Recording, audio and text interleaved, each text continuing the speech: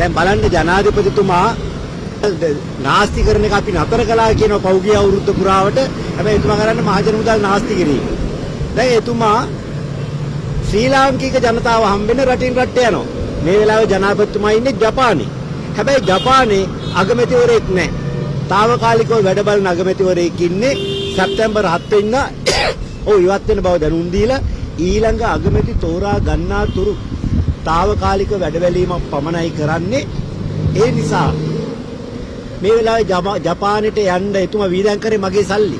මං ගෙවුව බදු අරමුදල්. ඒ නිසා මට ඒක ප්‍රශ්න කරන්න අයිතියක් තියෙනවා. එතුමාද ජපානෙ ගිහිල්ලා ශ්‍රී ලංකාවේ එතුමාගේ පක්ෂේ පාක්ෂිකවට හමු වෙන්න මිසක් වෙනත් ජපාන් ආණ්ඩුවත් එක දෙයක් කරන්නේ නෙවෙයි ජපානයට ගියේ. මොකද ජපානේ මේ වෙලාවේ ඉන්නේ తాවකාලික බාරකාර ආණ්ඩුවක්. එහෙමනම් ජපාන් ගමන මුදල් නාස්තියක්. එතුමා ගියා ඇමරිකාවට අපේ සල්ලි පාවිච්චි කළා. ඇමරිකාව ගිහිල්ලා මොකද කරේ? රුවන්ඩාවේ ජනාධිපතිතුමා 2019 කිව්ව කතාවක්. එතුමා ඉංග්‍රීසියෙන් කිව්ව කතාව මෙතුමා සිංහලෙන් කිව්වා. රටේ ජනාධිපතිවරයාගේ කතාව ඉවර වෙද්දී අනිත් රාජ්‍ය නායකයෝ අප්පුඩියක්වත් ගැහුවේ නැත්තේ. රුවන්ඩාවේ ජනාධිපතිවරයාට දක්වපු ගෞරවය මෙතුමාට දැක්ුවේ නැත්තේ. සියලුම රාජ්‍ය නායකයෝ දැනගත්තා මේ රුවන්ඩා ජනාධිපතිතුමා කතාව කොපි කරාය කියලා. ඉතින් මේ Taman නොදන්න දේවල් කතා කරන්න ගිහිල්ලා ජනාධිපතිතුමා අපේ මුදල් වැය කරලා රටේ කීර්තිය විනාශ කරනවා.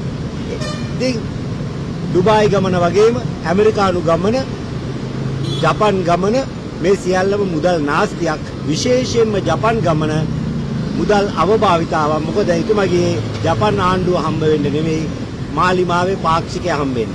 දැන් ජපානයේ ආණ්ඩුවක් නැහැ. ජපාන් ආණ්ඩුවත් එක්ක ගනුදෙනුවක් කරන්න අවශ්‍ය වුණා නම් ඊළඟ ජනාධිපතිවරයා මං හිතන්නේ 4 වෙනිදා ඊළඟ අගමැතිවරයා ජපානයේ ඔක්තෝබර් 4 වෙනිදා තෝරගන්නවා. ඊට පස්සේ ජපානට එයා හිතුව තිබුණේ. හැබැයි මෙහෙම වෙන්න පුළුවන්. අපි දන්නවා අශෝක රන්වල හිටපු කතානායකතුමාගේ ජපාන් උපාධිය වසුදා විශ්වවිද්‍යාලේ ලබාගත්ත කියන ජපාන් උපාධිය ගේන්න එතුමාට අවස්ථාව දුන්නා.